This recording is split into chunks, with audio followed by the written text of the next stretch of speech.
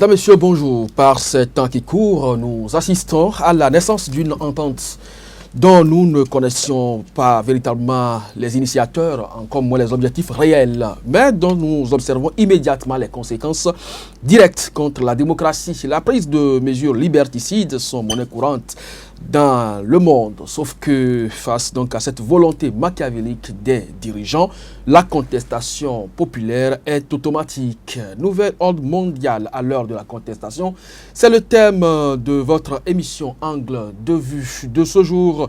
Pour en parler, deux acteurs bien avertis des questions socio-anthropologiques et spirituelles. Docteur Asogba Raymond, sociologue, anthropologue et biologue à l'université d'Abomey-Calavi. Vous êtes également maître assistant des universités CAMES. Vous êtes également écrivain puisque vous avez sorti votre dernière parution qui porte le titre Igname spirituel ou la doctrine de la contraculturation. Bonjour et merci de répondre à notre invitation. Merci bien, monsieur Kodjovi. Je suis heureux d'être ici et je salue les téléspectateurs de Sika TV. Merci donc à vous. En face de vous, c'est Hunogan Dansou Gazozo, chef coutumier, secrétaire général du syndicat national des médecins intellectuels, traditionnels et assimilés du Bénin. Docteur, merci encore une fois d'être avec nous. Merci, monsieur le journaliste. Merci pour nous avoir invités sur ce plateau. Je remercie également les chers spectateurs. Voilà, je le disais donc dans cette émission, tout se passe comme si dans une entente parfaite au sommet des États pour nuire en réalité au peuple, les casses des biens pour libérer des espaces occupés par des populations, la prise de mesures liberticides, la privation des libertés individuelles et associatives, bref, tout est bon pour étouffer les démocraties encore chancelantes, puisque certaines ont déjà disparu, faisant place donc au régime à la limite totalitaire. Tout serait donc sous contrôle et organisé avec précision afin d'étendre toujours un peu plus le pouvoir de l'ensemble de ces dirigeants, très réduit d'ailleurs au plus haut sommet de l'État. L'objectif étant donc le contrôle total des richesses et populations de la planète. Alors, monsieur le secrétaire général du syndicat des intellectuels et assimilés du Bénin, et là, je m'adresse donc à vous en premier. Quel est le courant astral dans lequel nous nous trouvons actuellement pour que le monde se porte ainsi? Merci, monsieur le journaliste. Encore une fois, merci. Aujourd'hui, il est clair qu'il y a une crise dans tous les compartiments de ce qu'on peut appeler ensemble des théories au plan économique, au plan philosophique, au plan, même le droit est en crise. Tout est en crise. Cette crise-là, du sommet des décideurs au plan international doit prendre conscience de ça. Et au plan spirituel, la crise est profonde.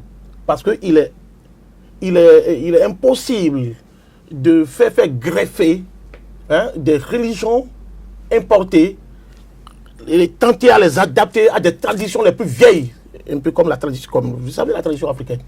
Là, il y a des problèmes, il ne peut en être autrement. Il faut réinventer, réétudier, revenir aux théories, les théories les plus fondamentales, et réécrire l'histoire de l'humanité pour que le bâillement des libertés, pour que le peuple, chaque peuple puisse s'accrocher à ce qui est profondément rationnel et lié à l'épistémologie africaine, pour qu'ils puissent avoir de liberté. Les libertés qui sont bâillonnées aujourd'hui ont puisé leurs ressources dans la méconnaissance de notre histoire, de ce que c'est que la cosmocratie africaine, comment organiser la société, la cosmologie, les sciences, comment elles sont inventées, comment la découverte a pu émerger en Afrique d'abord, avant d'être étendue vers les autres continents. On doit revenir à ça. Vous avez réduit donc, la question n'est pas seulement d'ordre africain, puisque aux États-Unis aujourd'hui, le président élu Donald Trump est contesté par sa population. Les mesures prises dans ce sens, limiter l'immigration par exemple, est déjà contestée par 2 fois. Il veut donc ériger aussi un mur pour séparer certains peuples de leurs frères. Je veux dire, en Israël, entre l'Israël et la Palestine, on continue donc les casses. Vous êtes biologue, socio-anthropologue. Docteur Asogba, qu'est-ce qui explique selon vous tout ce à quoi nous assistons? Merci, monsieur Kodjovi. Tout de suite, il faut remarquer que l'humanité fonctionne sur la base des cycles, la loi des cycles. Justement, nous sommes dans quel cycle astral actuellement? Actuellement, nous sommes à la fin du deuxième millénaire et nous sortons du cycle des poissons pour entrer dans le cycle du Verseau, astrologiquement parlant. Donc c'est le cycle de l'ouverture, de l'universalité, c'est le cycle de la contestation même de l'ancien ordre qui est la société patriarcale. Et donc par rapport à ce cycle, vous savez, ça fait 27 ans depuis 1990, depuis l'an 2000. Depuis l'an 2000, ça fait 17 ans. Et donc nous sommes dans une phase de transition. Et quand c'est une phase de transition, c'est des bouleversements, des chocs. Monsieur, je peux... Des chocs. Il va expliquer, vous allez revenir sur cet aspect. Des chocs. Et par rapport à ces chocs, c'est que les anciennes structures ne sont pas adaptées aux structures d'aujourd'hui. Et ce qui fait que vous voyez que les jeunes contestent. Et ça a commencé depuis 1968, à la Sorbonne et dans le monde entier où les jeunes ont contesté l'ordre patriarcal. Et c'est l'ère du yéyé, des djinns. Et nous avons connu aussi, nous, notre cycle de transition ici avec le renouveau démocratique. Et donc, tout cet ensemble-là entre dans un processus de réorganisation de la société, dans un processus de redéfinition des forces en jeu. Et ce qui fait aujourd'hui, vous voyez un peu, la guerre froide a cessé, le mur de Berlin est tombé, mais déjà au Bénin, la jeunesse béninoise a toujours lutté contre l'autocratie du PRPB, et les jeunes aujourd'hui contestent encore d'une certaine manière toutes les autocraties qui veulent s'implanter et empêcher la jeunesse justement d'atteindre ses objectifs de contestation, de créativité, et ce qu'on ne retrouve pas dans les institutions de l'État. Donc, tout cet ensemble fait que nous découvrons et nous devrions être au devant de la situation. Et je suis content que le Hunogan ait parlé de l'épistémologie, parce que c'est à ce niveau que nous sommes. C'est pourquoi, d'ailleurs, moi, en tant que chercheur, j'ai inventé la théorie de la contraculturation pour dire aujourd'hui que face au discours de manipulation de l'Occident, nous, en tant qu'Africains, nous devrions maintenant dialectiser et dire ce que nous sommes, ce que sont nos sociétés, mais sans se couper de la mondialisation. Alors, docteur, merci, monsieur vous voulez réagir, oui. Je voulais réagir à un niveau où monsieur le professeur a parlé du patriarcat, que les gens ne veulent plus de patriarcat. Je voulais dire justement, professeur, qu'on a quitté, la société a évolué, le matriarcat. Après le matriarcat, nous sommes sous le régime patriarcal aujourd'hui. Ce régime ne peut pas être contesté. Je sais qu'au plan spirituel, quand on lit bien sur les tableaux, le patriarcat est encore très fort au Bénin. On ne peut pas le contester parce que l'Europe a voulu détruire un peu, a détruit l'humanité. Les grands pays, les choses, les puissants ont détruit l'humanité, c'est-à-dire à partir de l'Afrique. Avec c'est un système, le système de valeurs où la femme peut se marier avec la femme, où l'homosexualité, la pédophilie, ça empêche ce qui est fondamentalement recommandé par l'univers. Est-ce que c'est l'Europe? Est-ce que c'est l'Europe qui est à la base? Ils viennent ici aussi, mais ça rencontre un choc culturel. Ça ne peut pas passer. Alors donc, le patriarcat est encore là, bien ressourcé. Deuxième chose, quand on parle de cycle, bon, vous savez, la spiritualité est la science qui étudie les valeurs progressistes. Mais si on reste dans ce cadre-là, on constate que aujourd'hui, c'est les grands agentiers, les gens, les penseurs, ceux qui pensent au monde, qui tentent à bousculer. Mais ils n'arrivent pas à le faire. Est-ce que vous reconnaissez, docteur une poignée d'hommes et de femmes nantis de pouvoir, aujourd'hui contrôlent et ont tendance à dominer et martyriser le peuple? Oui, c'est vrai. Mais on ne peut pas parler, citer des noms ici. Les sous existent.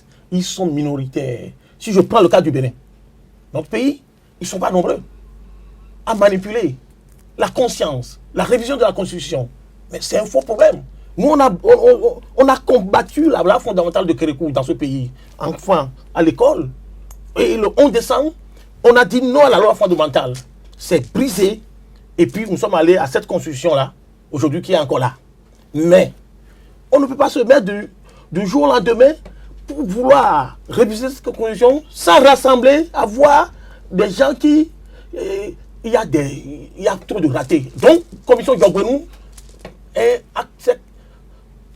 a sorti un chiffon, je l'appelle chiffon, parce que il faut les réformes, il faut intégrer à cette constitution des réformes. Bon, on va faire le débat sur la constitution si vous le voulez. Alors, voilà. docteur, comment expliquez-vous qu'une minorité quand même puisse prendre possession de toute l'humanité et en arriver à cette extrémité où les libertés sont à la limite complètement prises en otage? Oui, ça c'est contextuel, c'est un accident de l'histoire, mais qui est lié à l'histoire du Bénin. Mais comme nous sommes en spiritualité, on veut s'y consister dans la spiritualité, il faut reconnaître que le monde d'aujourd'hui est une projection des plans de la franc-maçonnerie. Le pouvoir est géré par la franc-maçonnerie et c'est grâce aux francs-maçons que les indépendances ont été acquises, parce que ce sont les francs-maçons qui ont développé l'école, qui ont développé les concepts de liberté contre l'Église. Ce sont les francs-maçons qui ont travaillé pour que le progrès scientifique et technique soit une réalité. Et cela a une conséquence sur l'organisation des sociétés, sur les rapports sociaux.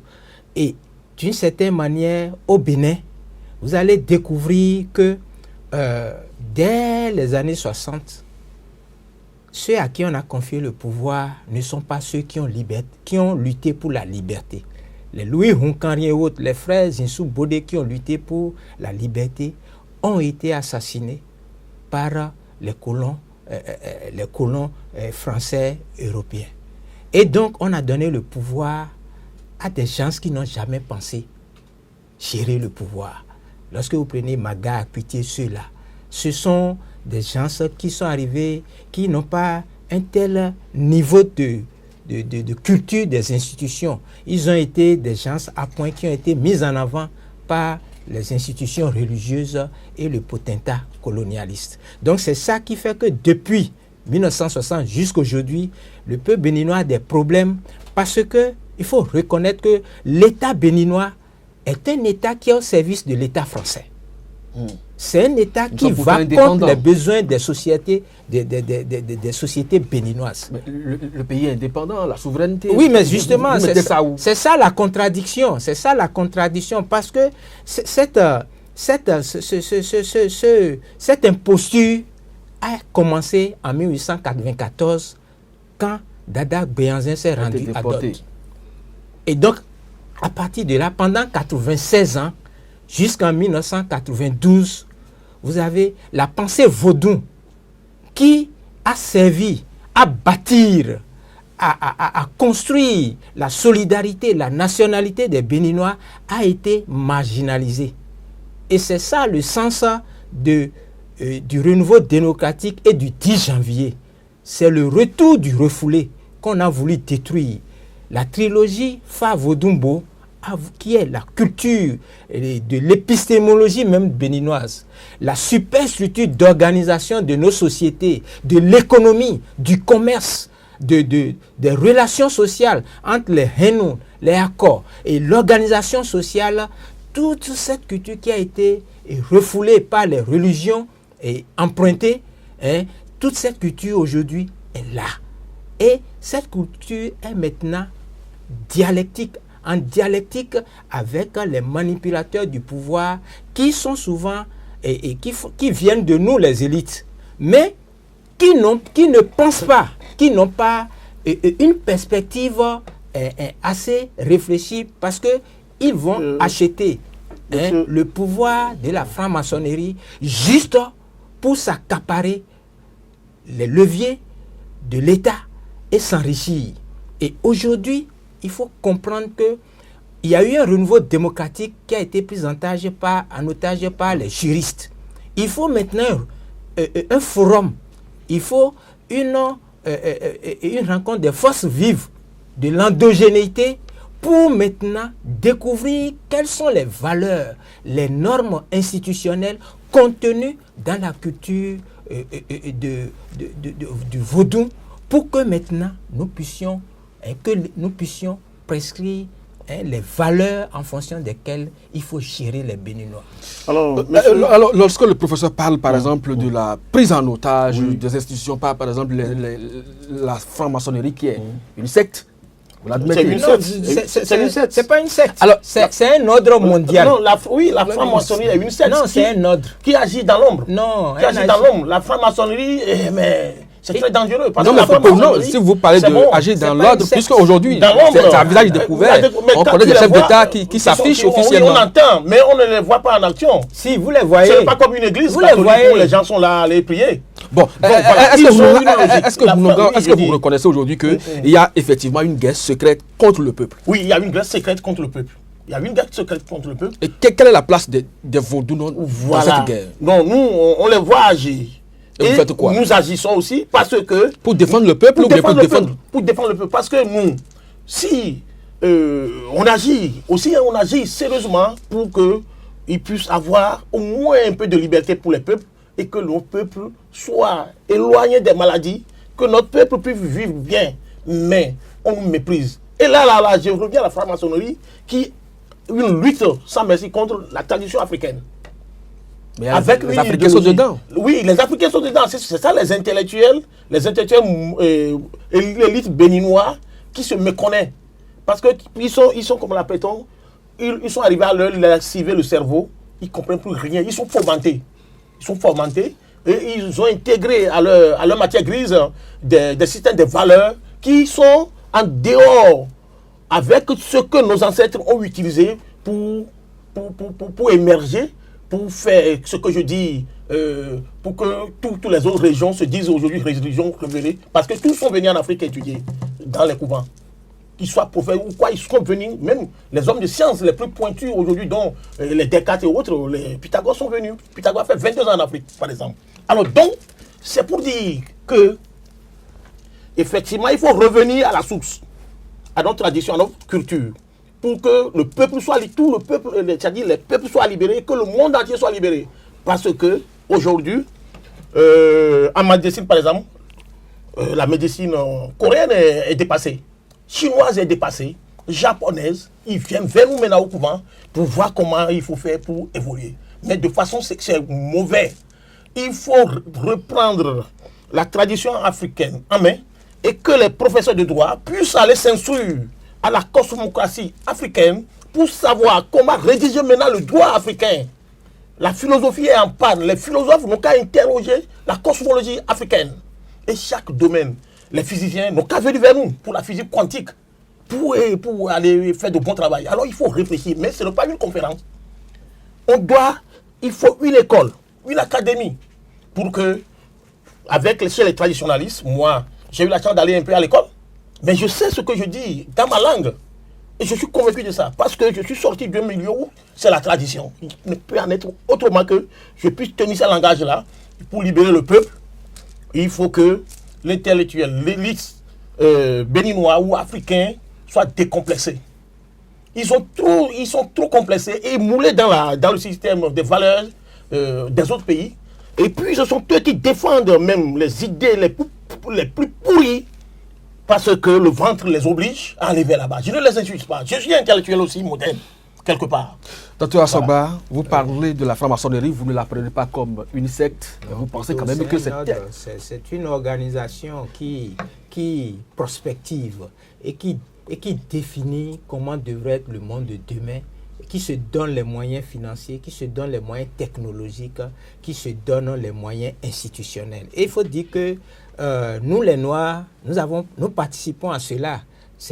Où aujourd'hui, vous saisissez que les Noirs qui sont partis en Amérique, ce sont eux qui ont été à la base de beaucoup de progrès technologiques. Mais pourquoi aujourd'hui, puisque vous reconnaissez qu'avec cet ordre, puisque vous ne reconnaissez pas l'aspect secte, mais cet ordre qui participe donc à cet éveil culturel et intellectuel, pourquoi ne pas le généraliser?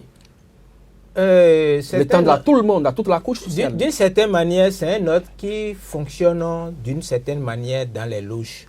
Ce sont des loges. Dans les loges, ils se rassemblent pour penser.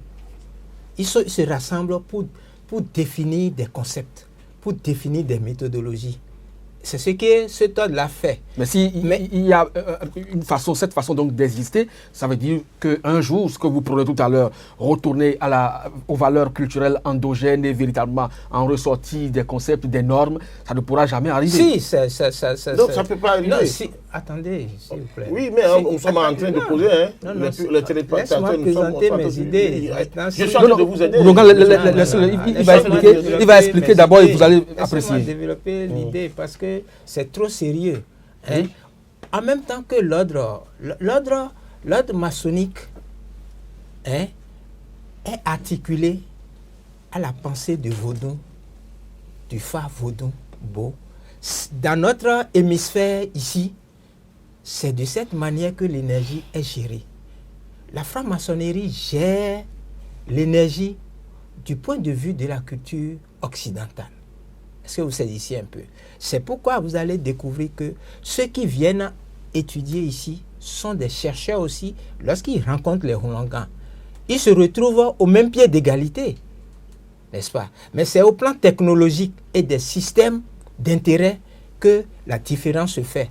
Vous comprenez? Mais pour ce que j'en dis, je dis que au Bénin, nous étions, et d'une certaine, nous subissions la loi des religions d'emprunt de l'État financier international. Et depuis que le président Soglo a érigé le 10 janvier, a rétabli cette injustice, aujourd'hui, vous saisissez que face au développement du sous-développement, face à l'échec de pensée des élites, l'endogénéité, on ne dit plus tradition. Les universitaires ont déjà compris que le mot tradition... Non, je refuse. Je m'incline. Vous allez expliquer. Vous allez revenir. Non, si vous voulez, je peux vous noter ça. Vous allez revenir donc sur ça. L'endogénéité, oui. En 1987-88, le professeur Hontondi et les intellectuels de l'université, en interdisciplinarité, des géographes comme des archéologues comme le professeur Obaré et Bagodo, des anthropologues se sont réunis et ils ont compris que lorsque, et dans une certaine littérature, on utilise le mot tradition, traditionnel, c'est pour dire que c'est du passé. Ce sont des choses à jeter. Parce que cela fonctionne dans l'imago occidental où, pour avoir la modernité, eux, ils ont dû aller contre la société patriarcale, les traditions qu'ils ont laissées pour une forme de vie basée sur l'innovation technologique. Et donc, ayant fait ça, ils veulent imposer ce modèle en Afrique. Il faut comprendre, le développement, c'est cela, c'est-à-dire abandonner, comme ils ont abandonné leurs traditions, donc nous aussi, nous devons abandonner nos valeurs. Et c'est ça qui ne fonctionne pas, parce que nos valeurs sont dynamiques, sont toujours d'aujourd'hui. Et donc, ils ont décidé en 87-88 de ne plus utiliser ce concept, d'utiliser le concept d'endogénéité. Les savoirs, les savoir-faire. Et donc, c'est à partir de là que vous allez comprendre donc qu'à partir de 90, il y a eu la révolution du 10 janvier. Et aujourd'hui, vous voyez que il y a quelque chose qui se passe. Aujourd'hui, on voit les Hunongans à la télé. On voit le vaudou se voit à la télé. Les Bokono se voient à la télé. Il y a la publicité qui se fait pour la pharmacie, la médecine endogène. Non, on ne dit plus. C'est juste ça, la vigilance épistémologique. Il faut une vigilance épistémologique. Le mot que vous utilisez vous met dans une trappe ou vous élève. Et c'est cette problématique académique, scientifique que nous, on gère pour tout doucement amener chacun à comprendre qu'aujourd'hui, les valeurs de l'endogénéité doivent être coulées dans l'éducation à l'école. Le phare doit être utilisé pour enseigner les jeunes à la mathématique, à la probabilité.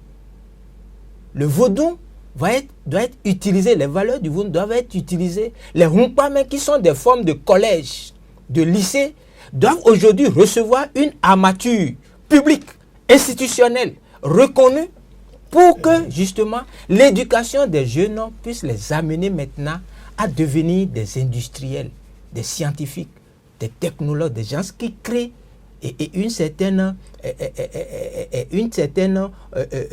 un progrès scientifique et autres. Voilà en fait le pôle position, vous voyez, du 3e millénaire que nous tentons de mettre en place lorsque nous parlons de la théologie Fa Vodumbo. Et cela se fait en synergie avec le monde entier. Et donc, l'implication des francs-maçons? Oui, de tout le monde, on n'exclut personne. Ok. Alors, au Rourogal, il n'y a que le mot endogénéité par rapport à la tradition vous dérange? Et ça dérange l'humanité, les milieux hautement scientifiques, ça les dérange tous.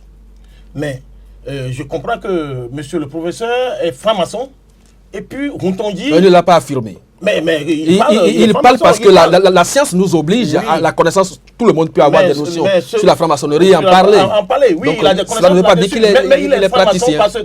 Parce que l'action, les gestes de chacun démontrent ce qu'il est. C'est clair, il est franc-maçon. C'est vous qui l'affirmez. Oui, le professeur Rontondi, lui, il est chrétien, christianiste, de une église, là, j'ai oublié son nom. Mais la tradition... Oui. La tradition égale innovation. La tradition? Oui, ça veut dire innovation.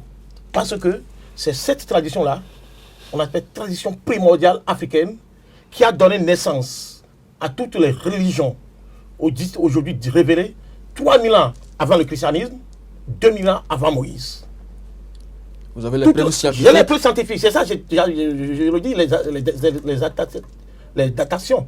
Et maintenant, cette connaissance, l'Afrique l'a utilisée pour inventer, pour créer même le premier calendrier, on l'appelle le calendrier sidéral.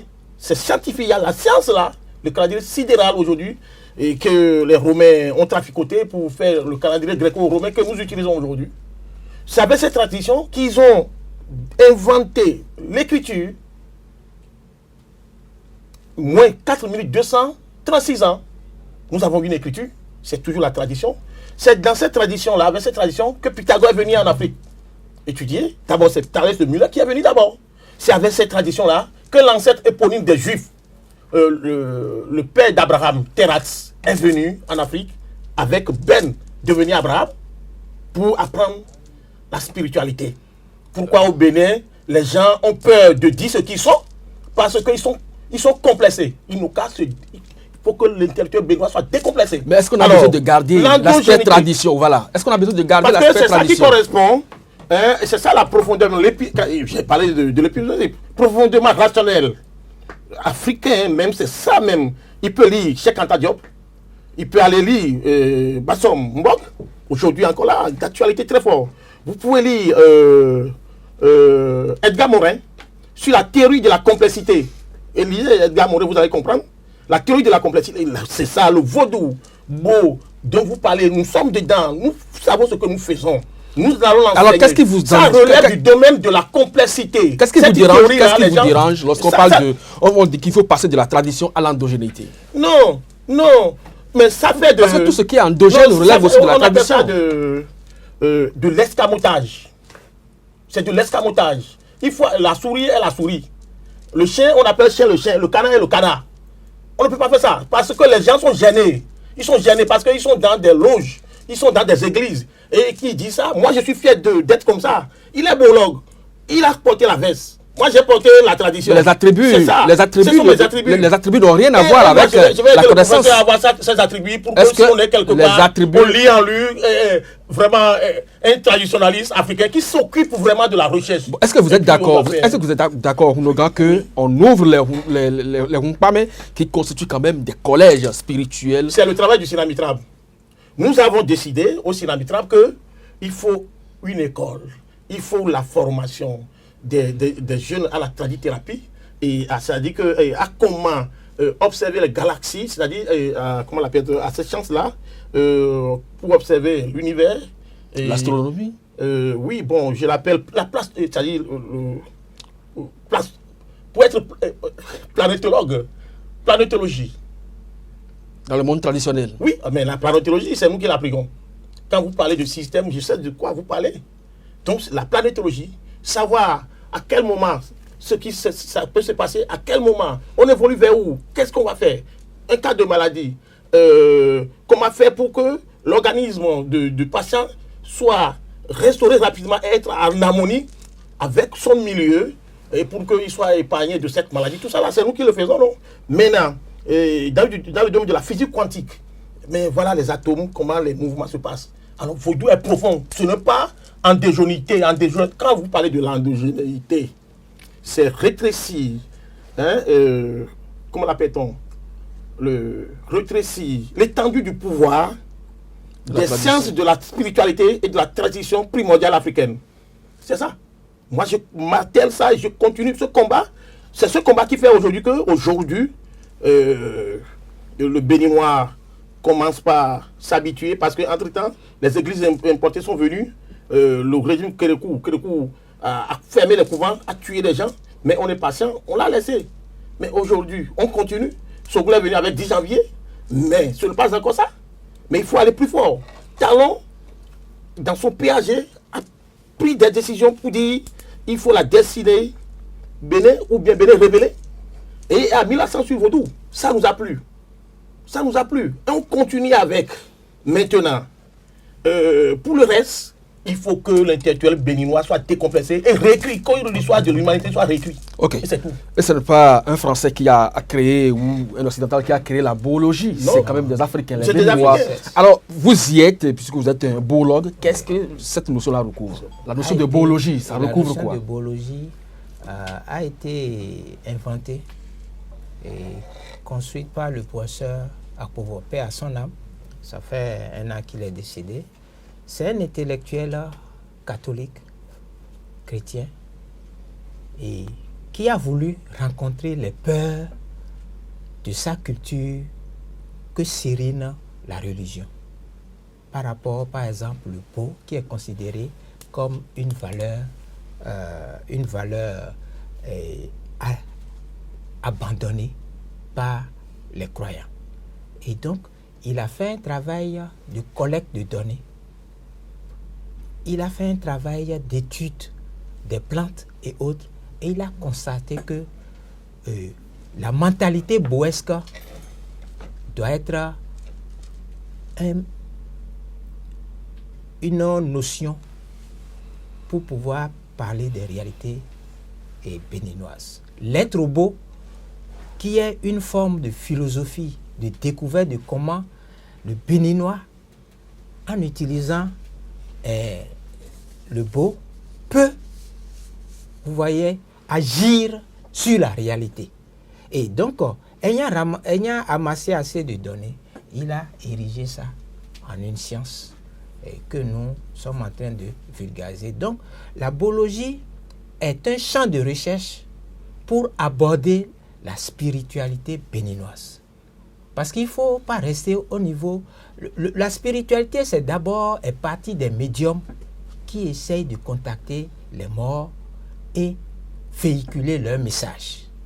Et par-delà ce courant, c'est devenu beaucoup plus vaste où maintenant ceux qui se forment à la méditation, à la contemplation, commencent maintenant par projeter leur esprit pour justement déterminer les lois qui permettent les lois qui sont derrière les phénomènes politiques, économiques et autres.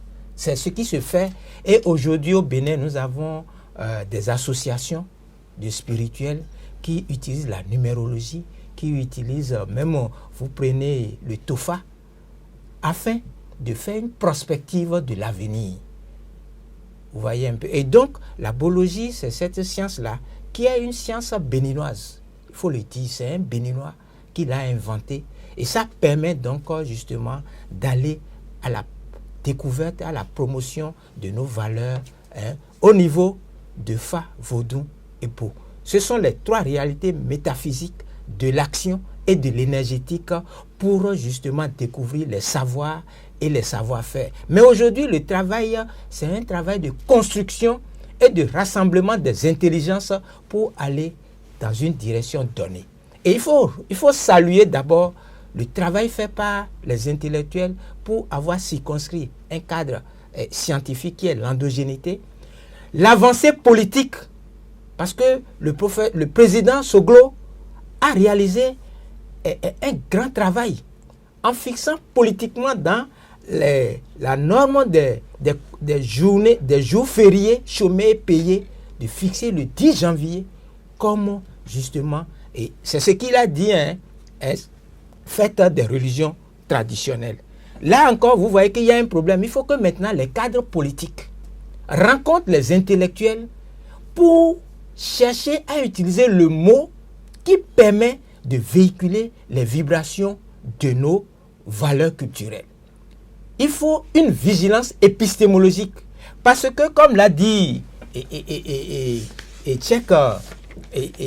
comment il s'appelle, Kizerbo, aujourd'hui, il faut savoir qu'il y a des écrivains sur commande. Il y a des politiciens marionnettes.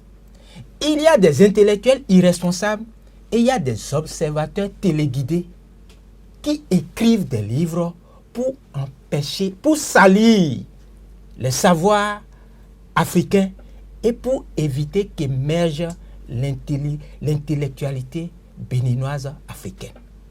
Vous luttez contre cela? Nous ne luttons pas contre. C'est une vigilance. Et nous vulgarisons cela pour être vigilants. Parce que lui me cite des auteurs, Edgar Morin et autres. Ceux-là ont écrit pour le capitalisme occidental qui est dominateur. Non. On va l'apprécier tout à l'heure. Qui est dominateur et qui veut empêcher l'émergence de la rationalité, du mode de production de l'igname. Vous saisissez un peu? Nous avons un mode de production. Et il faut constater que le Bénin a traversé 2 types d'aliénation. Et aujourd'hui, nous sommes dans un 3e type. Le premier type, c'est l'aliénation par le développement, qu'on n'a jamais retrouvé depuis 57 ans. La deuxième aliénation, c'est le marxisme-léninisme. On a expérimenté ça pendant 17 ans. Ça a échoué. Et à partir de 90, nous sommes dans une forme d'autres aliénations de recherche, mais qu'on n'a pas trouvé parce que les politiciens et les juristes se sont accaparés de la chose en marginalisant justement les sciences sociales, les spirituels, qui sont ceux justement, les Hunongans, les Akogans, qui sont ceux qui détiennent la dynamique de nos sociétés. Alors on va revenir donc, ce serait donc pratiquement le dernier tour de table. Ourogan, le professeur parle d'écrivains téléguidés. Et vous avez cité des auteurs qui lui placent sous l'aspect de satisfaire les envies des capitalistes. Cheikh Anta Diop n'est pas téléguidé. C'est un Africain, il n'a qu'à lire Cheikh Anta Diop pour qu'on parle de Cheikh Anta Diop. Il n'a pas lu. Il doit savoir que Edgar Morin n'est pas un Africain, mais il n'a qu'à lire sa théorie de complexité, il va savoir que il est objectif. S'il ne fait de la supputation gratuite, on ne fait pas en science. Tu n'as pas vu, tu n'as pas lu, et tu dis qu'ils sont téléguidés. Donc vous ne pouvez pas dire qu'il n'a pas lu. Il n'a pas forcément dit aussi que ceux-là sont téléguidés. C'est moi qui ai posé la question dans ce sens-là. Il a cité Kizerbo, non? Oui, qui travaillait pour... Lui, il m'a doigté pour dire, lui, il a cité des auteurs. Bon maintenant, laissons passer ça. Beau. En français, ça veut dire guigri, amulette. Je sais ce que c'est que beau. Il ne peut pas avoir une science qu'on appelle biologie. Je m'inscris à fond, on peut démontrer ça. Il n'a qu'à envoyer des gens qui font beau, on va voir que on peut dire ce sont des aspects de la science. Et quand il parle de l'épistémologie, c'est la science qui étudie la théorie de toutes les autres sciences. Moi, je ne suis pas épistémologue, mais quand nous sommes au couvent, c'est-à-dire quand on se retrouve entre nous, avec des intellectuels qui réfléchissent beaucoup la science, la tradition primordiale africaine, comme Corvi Gomez, c'est un Béninois, il est pointu là-dessus. J'ai parlé de Camerounais là maintenant, il est très sérieux. Mbog Basson, Jean-Philippe Motouné, lui il est Gadelpoint, tout cela réfléchissent. Encore avec d'autres, on ne peut pas citer les exemples ici. C'est que ça, on va aller vers là-bas, que nous soyons ensemble. pour construire l'Afrique. Qu'on soit ensemble et aller vers notre tradition, aller puiser de la tradition ce qui peut construire le monde, construire l'humanité qui est en déperdition, ou la femme, ou homosexualité, ou des... C'est-à-dire qu'ils ont inversé maintenant les valeurs. Les valeurs sont inversées aujourd'hui. Selon vous? Oui, sont inversées. Ça fait que on patine. On patine. Les chefs veulent Voilà. le bonheur de leur peuple. Oui. On ne procède pas à des mesures liberticides. On casse les populations. Est-ce que vous pensez que c'est de ça? On a besoin vraiment pour la modernité. Et là, vous répondez à cette question en 1 minute. Mais c'est très dangereux. C'est très dangereux. Ceux qui ne prennent pas compte dans le sens du partage, sinon de la pénurie, même si c'est du bonheur, et qu'on dit non, toi tu ne peux pas évoluer, c'est dangereux. Ce sont des positions qui ne sont pas admises par la société. Quand la société refuse quelque chose, on l'écoute. On ne le fait pas. On ne peut pas restreindre les libertés parce que moi je suis allé en prison pour ça. J'ai donné ma vie pour que la démocratie aujourd'hui dont nous jouissons tous, j'ai lutté pour ça. J'ai fait la prison sous Kérékou. Le Kérékou n'a pas fait le fascisme, il n'a pas fait le léninisme. C'est un autocrate qui a vécu, qui a fait son temps. Il voulait bien faire au départ. Mais il s'est entouré des gens qui l'ont enfoncé dedans. C'est tout. Sinon, il est un bon président, mais il s'est fait piéger. Donc, que le président actuel accepte tout le monde, il n'y a pas d'ennemi. Un président doit être un rassembleur et doit faire la volonté du peuple. Et pour que vive le Bénin. Vive le Bénin, vive l'Afrique. Vive l'Afrique, vive le Docteur Je Assogba, oui. que, vous savez, En 1 minute. en 1 minute, oui, il faut mettre des gants et aborder le sujet, c'est pas la biologie qui s'attaque à la biologie. Donc, Le juste sujet, un aspect c'est de de la répondre chose. aux questions qu'on Oui, a. c'est juste un aspect de la chose. Voilà. On aura le Donc- temps même d'en parler. Donc, il la faut biologie. dire que, vous savez, l'espace public, c'est une imposture. Parce que c'est un concept du droit français. C'est un droit dont nous avons hérité. Et le déguerpissement a été justifié, mais ce n'était pas la manière. Parce qu'avant l'espace public, c'est le Tolegba qui gère l'espace sur la terre du pays vaudou, ici. C'est le Tolegba qui a servi au Dada du Dahomey à faire l'aménagement du territoire. Et vous allez voir que là où est le Tolegba, il y a un marché, il y a les activités économiques qui fleurissent. Et donc, l'entrepreneuriat des Béninois est justifié par cette valeur. Et c'est pourquoi, vous voyez, la biologie est en train de construire le discours des savoirs et savoir-faire et du droit contenu dans les valeurs au vaudou. Vous comprenez? Et donc, l'espace public, le déguerpissement a été fait, mais aujourd'hui on constate que ça appauvrit la population.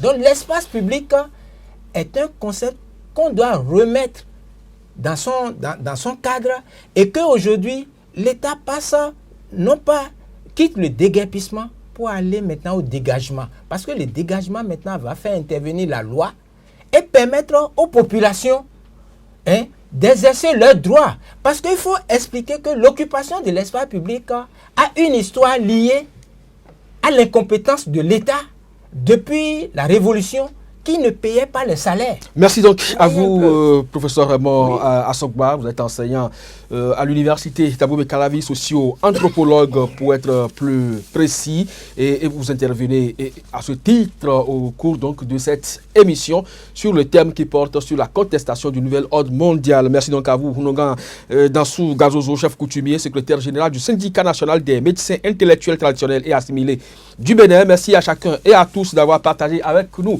et avec les téléspectateurs vos points de vue sur la thématique. Paul Valéry disait ceci: un chef est une personne qui a besoin des autres. Mesdames, Messieurs, quant à nous, nous vous donnons rendez-vous pour très bientôt sur l'émission Angle de Vue.